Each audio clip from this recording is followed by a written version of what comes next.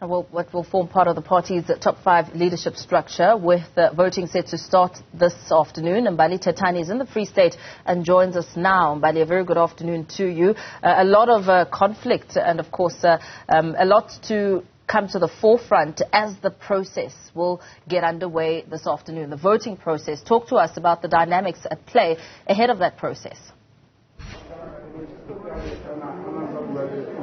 It's certainly right, and of course, a very divided region here in Mangaung. And of course, this is as this conference continues with its business of the day. But at the same time, just earlier on, coming from another conference, a parallel conference, also continuing with their conference. You know, one would say that when it comes to the message in which we have seen just yesterday from the convener of this province, who was saying that they will continue to spread the message of unity.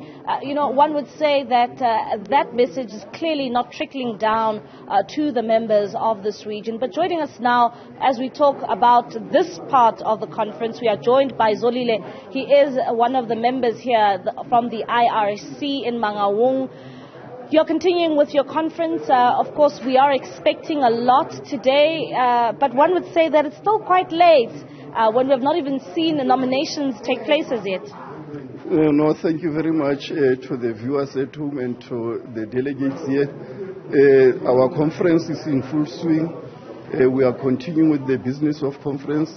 Remember, yesterday the provincial convener and the spokesperson were here, and they gave a thumbs up, you know, to our conference. Even in the morning, the spokesperson was on media alluding to the very fact that this conference held here is a legitimate conference of the ANC in the Mangaung region. So what is unfolding now here is that we have had the reports from the IRC, the political report, the organizational report, and the treasurer's report. So conference has adopted those 3 reports. So what is left is for us now to break into commissions, to go and dissect and discuss all the reports, come back to plenary and report. You know, the reason why is because we don't want to run over everything in a hush-hush manner.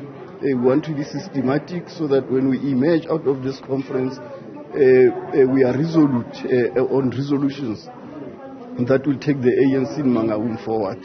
This is not a conference of leadership elections only. But we are preparing for the provincial conference as well as the national conference of the ANC. And policy positions of this particular region will be important to guide us going forward.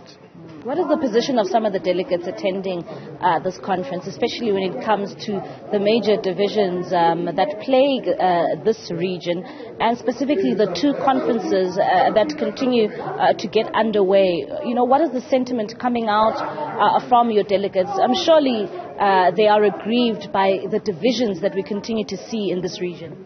Yes, of course. We need to. One of the things that we are going to discuss here is the renewal of the organization and unit. We know we have challenges when it comes to issues of unity and renewal. And hence, the Renewal and Unity Commission is one of the top commissions that are going to discuss here about the renewal and unity of the ANC. But all what we are saying is that we are not going to preoccupy ourselves with what is happening elsewhere. Ours is here, where we are. Like I said, where the province was here to give a go-ahead and green light to our conference to go on. So we are on the right track. We don't want to be sidetracked by anything. We want to emerge out of this historical 7th conference of the ANC in the region, you know, very much informed, having taken decisions that will take the organization forward in the region and in the Free State. Remember, Mangaung is an economic hub of the Free State. So attention is always in Mangaung.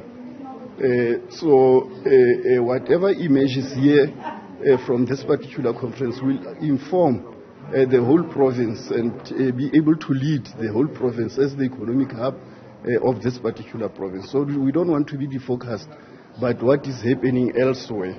But ours here, we will be discussing issues of unity and renewal and making sure that we implement immediately after this conference on Monday we start hitting the ground running to implement decisions and resolutions of this particular, and in particular in preparation for the provincial conference and of course lately the national conference later in December. Your colleagues say that they've elected their own top 5.